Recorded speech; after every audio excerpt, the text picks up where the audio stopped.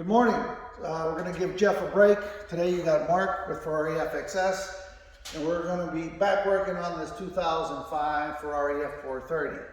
Today's project, we have got a leak in the AC compressor, the AC system. So we are going to change out the compressor. With that, we're going to change out the dehydrator, filter, dryer, whatever you want to call it. It's up in the car in the front here. So that's the other project we're doing. We're going to go through it step by step like we always do, and we'll keep you informed from there. The parts. Oh. Okay, add to this, all of our parts we're getting from Ferrari parts, F-E-R-R parts. We've got ourselves a compressor, we got ourselves a dryer. Just to let you know, please patronize them, and please be sure to subscribe.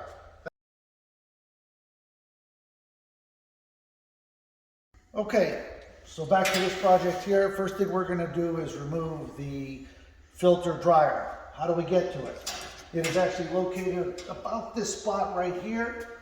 What we have is this panel has to come off, and also these hood struts are going to have to come off.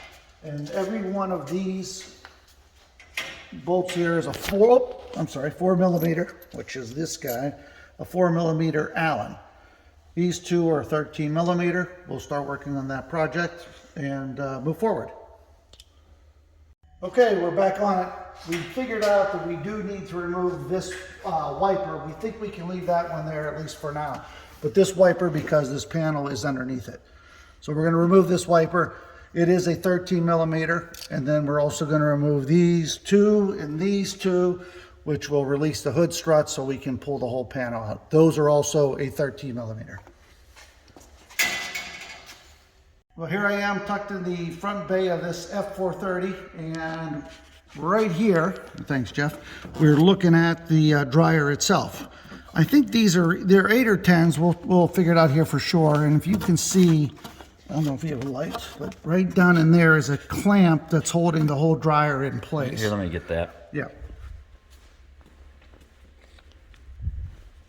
Let's see if we get a little light on this.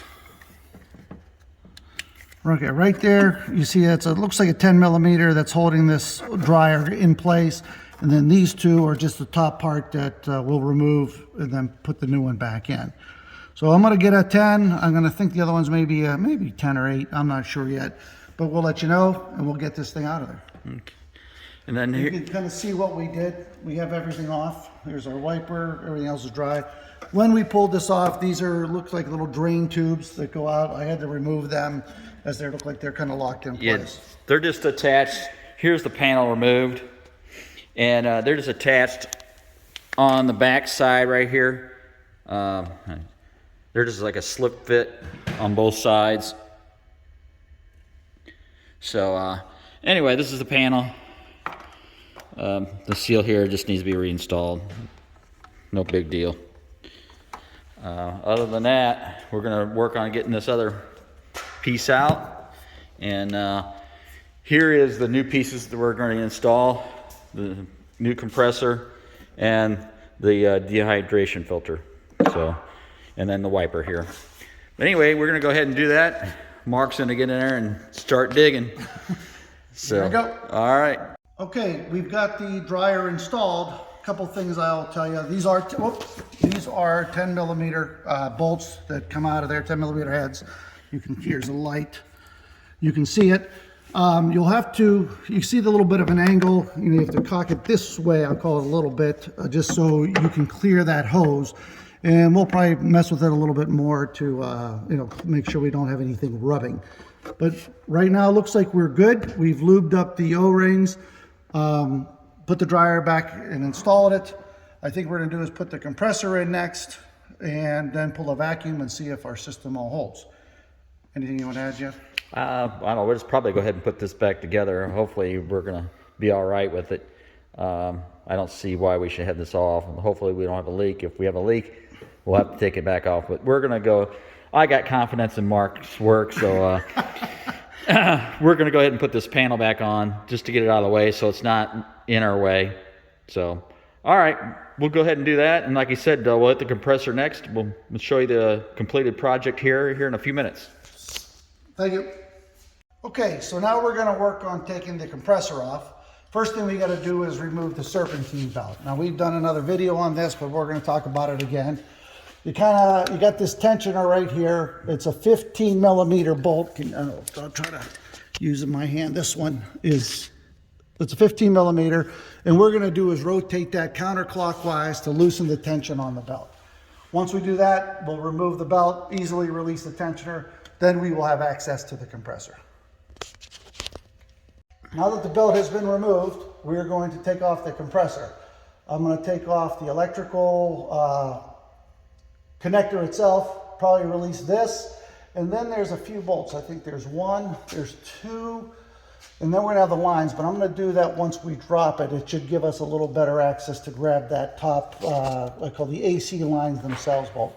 But I think there's only two. Is there a third bolt? Yeah, there's a bolt right here. Yeah. 1, 2, and 3. There we go. 1, 2, 3. They look like they're probably 6, but we'll let you know in the next step. But I think it's about a 6 millimeter. Okay, so we have the compressor removed, as you can see. There are 3 spots. These are all 6 millimeter. They're socket head Allen screws is what I'll call them. 1, 2, 3 here. This one actually has a spacer there to hold the compressor kind of out. So just remember that when you're putting it back together. It'll fall out on you like it did for us. On the compressor itself, this is a 6 millimeter. There's probably a couple O-rings on here.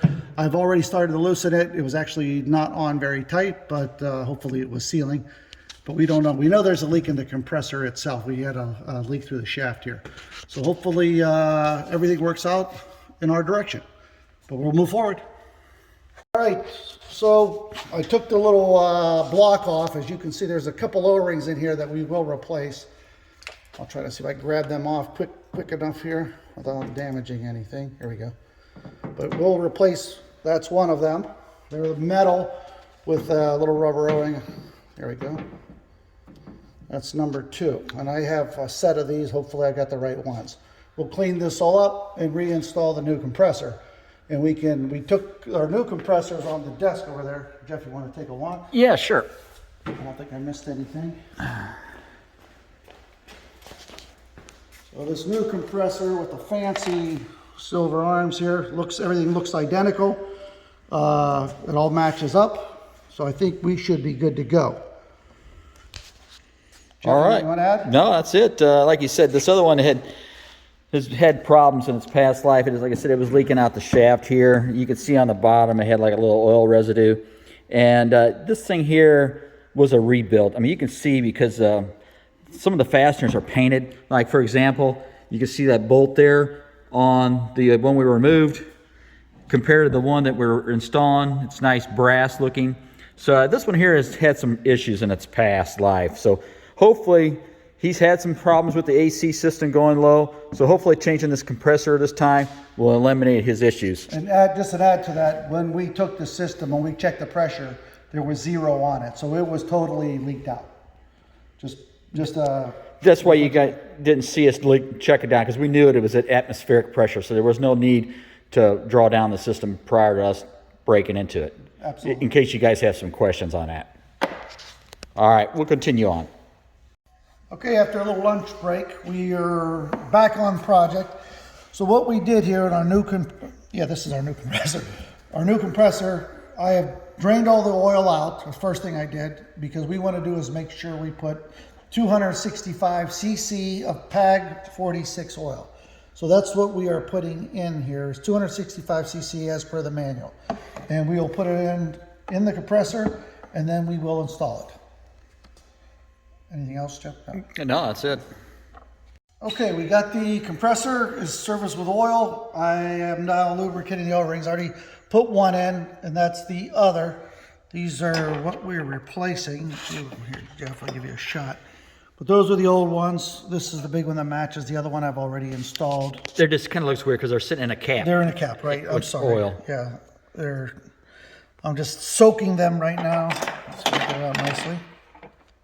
There we go. And So then there you go. also the quantity that we stated earlier, we dumped the pump, let's say preservative oil out of it, they sent from the factory.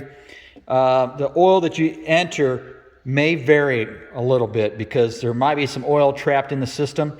The numbers that we're giving is for the ideal condition that it would hold completely empty. So there's oil in these systems, in these compressors, that you're not really going to be able to get out unless you like let the thing sit for days, and we don't have days to let this thing sit. So the quantity that you get put in there may vary a little bit. So just to let you know. Agreed. So we're going to go ahead and, like I said, put these O-rings on the other side, on the lines on the car. We'll just do that now while you got it in your hand.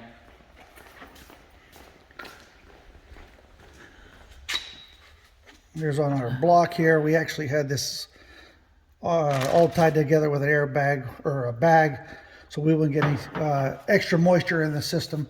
So now we're back to ready to install the compressor. We're going to bolt this back up to the compressor and mount the unit itself back in the spot. All right, we're going to go ahead and do that now. Okay, so we have buttoned up the compressor. These bolts, per the diagram or per the manual, are 25 Newton meters, well, works out to be 221 inch-pounds, which is about 18.4 foot-pounds. So I've given you all different ways to look at it.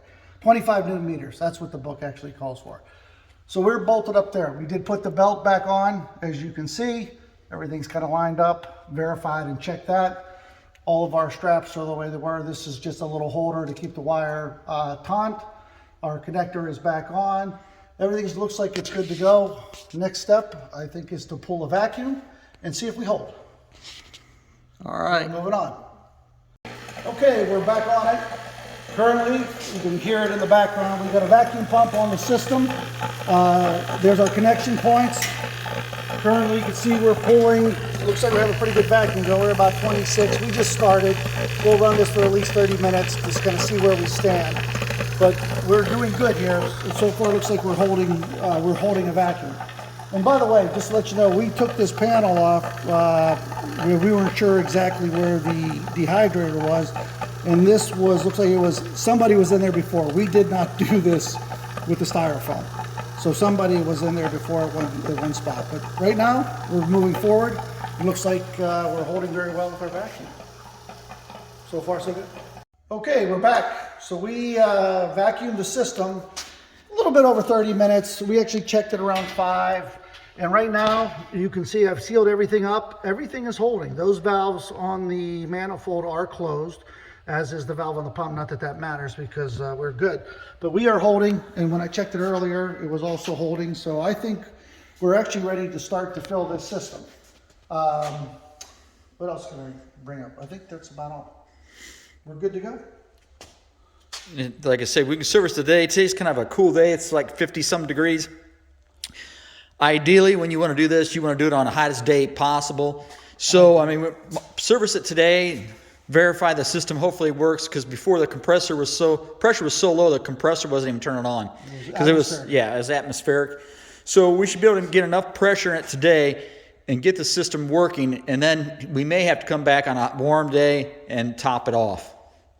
So, like I said, we're going to go ahead and let it sit here a few minutes, make sure we do not have any leaks, but it's looking pretty good. It's looking very good.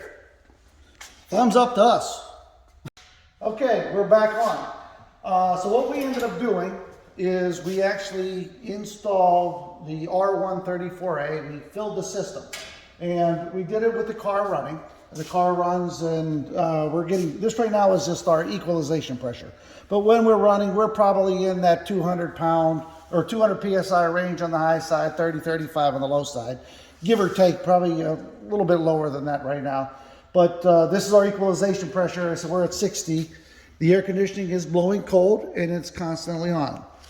I like to tend to have, Jeff was holding the revs up, so we can do is make sure that we're not getting under about 28, 29 pounds, because that sets the low pressure switch off. So we're trying to keep above that to make sure we have enough, even under acceleration and revs. Jeff, anything that I'm missing? No, I mean, like I said, we're doing this now so you can hear us talking, because otherwise we'd have to have the car running. Right. And you probably wouldn't be able to hear us very well. Like I said, you want to make sure your valves are open, by the way, also, when you're doing this. Normally, like I said, you would have the car running and high, blowers high, and you rev it up like Mark said. Just kind of hold the res about $2,000, give or take, you know, whatever feels kind of comfortable for you. But I tell you, right now we're doing well. I'm really looking forward to taking out on the open road, get a little more of the cooling effect. But we are reading, what, 48, 50 degrees right now at the dashboard level with no cooling in front of it. Yeah, we put the condenser fan. a thermometer in one of the vents. Yep. That's what he's talking about. And like I said, the cans, we got about 2 cans in it today.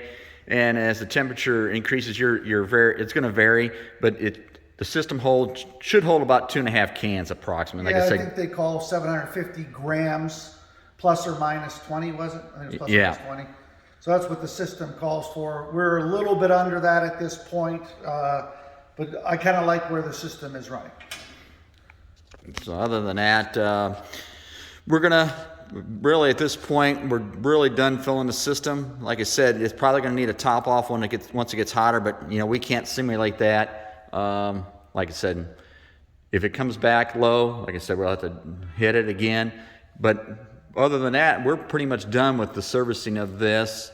We're going to go ahead and put these panels on. I know we said we were going to put this top panel on earlier, but we're going to put that top panel, the wiper blade back on, and then we're going to seal this back up for the customer before we put this back on. Like I said earlier, we did not do this. It was either done by a Ferrari dealer or another shop. I couldn't tell you, but just to let everybody know, I don't want to get any bad reviews because of it, because people, point fingers. But anyway, that's what we're going to go do right now, and we'll shoot some more, and then we'll finish this up. Fantastic. Okay, so we got everything back together. We actually even cleaned up, put a little barrier in here to, fix other people's issues, but we did it. We had to put this cover back on, including the wiper. There's a little bit of a catch to this. If you can see these clamps here, let me grab a flashlight. You can see that. Here's a flashlight. These clamps here, well, there's 3 on this side, there's actually 3 on the other side. We had a little trouble getting this down because these have to fit in. It's kind of like a wedge fit, where the piece on the bottom, there's 2 clamps that kind of go this way, if you kind of get my idea. But once we fought them, everything laid down pretty good. So like I said, the wiper's on, all the bolts, actually we have one more to go over here. We just couldn't reach it with the wipers in the position that they're in. Make sure you get your tubes hooked up before putting this in. These are your drain tubes, and they just go down to the ground. And we actually put the covers back on. The only thing left is the filter, and we'll put that on. Oh, this seal is a little bit of a fight too. It has to kind of slide underneath, especially in the middle piece here where it joins. It was a little bit tougher. But I would tell you from my experience here with just doing it now, kind of get the middle in first and then kind of work it. We use a plastic tool and kind of worked the seal out. Jeff, anything you want to add? No, and this is underneath this air filter, the Yes. cabin air filter. Which is right here. So if it looks kind of different, that's where that goes. That cabin air filter goes over that. So Yes. that just kind of, like I said, just tucks in there. But anyway, We'll get that in. we're going to go ahead and, like I said, install this front panel on and put all the contents back in here. Other than that, and then we'll have to move the blade, but you can't move the wiper blades until the hood is closed. Yes. So if you go in there right now and try to move the wiper blades, they won't work. So it has to think that the hood is closed, and then you can move the wiper system, because it'll hit the hood actually on the other side if you were able to turn the wipers on at this point. So be careful when lifting the hood when you have them in a position. Yes, so you could have the wipers up, and if you raise you want to stop it at midpoint, because if you have the wiper all the way extended in the up position, you will contact the hood on the passenger or driver's side. For sure. So keep an eye out on that. But anyway, we're going to go ahead and put this cabin air filter back in, and then put this front panel on and put the contents back in. And other than that, all we're going to do is we're going to take it for a little drive and make sure the air conditioning works properly. All right? Great. Thank you. Okay, so we are one step further. We got all the tools and bags. I think that's a compressor, is it not? And then all our covers are back on. The cabin air filter is back in. By the way, that is directional. It shows the airflow. In this case, we want the airflow going down. Goes from the outside to the inside of the car. We're all nice and cleaned up. Everything looks good. We still got the one bolt to install over here, but I think other than that, we are done. Yeah, and then also on these bolts, the hardware around here, Oh, yes. the 4 on the bottom are definitely the shortest because they'll actually hit a wall behind there. So when you're taking these out, just keep that in mind. Those are the shortest ones go there. And there's kind of a medium length to go around the top, and then there's 2 long ones to go on the midpoint here, down towards the bottom on the side. Yeah, we're currently missing one. We didn't lose it. It was not there. But the owner is going to get us more hardware for this. Other than that, like I said, we're going to close the hood now. We're going to raise the wiper up so we can install that last screw up there in the corner. And then other than that, that'll complete this installation of the AC compressor and the receiver dryer, or whatever you want to call that. Dehydration filter is what Ferrari calls it. Yep. So keep those comments coming. We love to hear from you. And anything we can do to help, let us know. all right, guys, thanks a lot.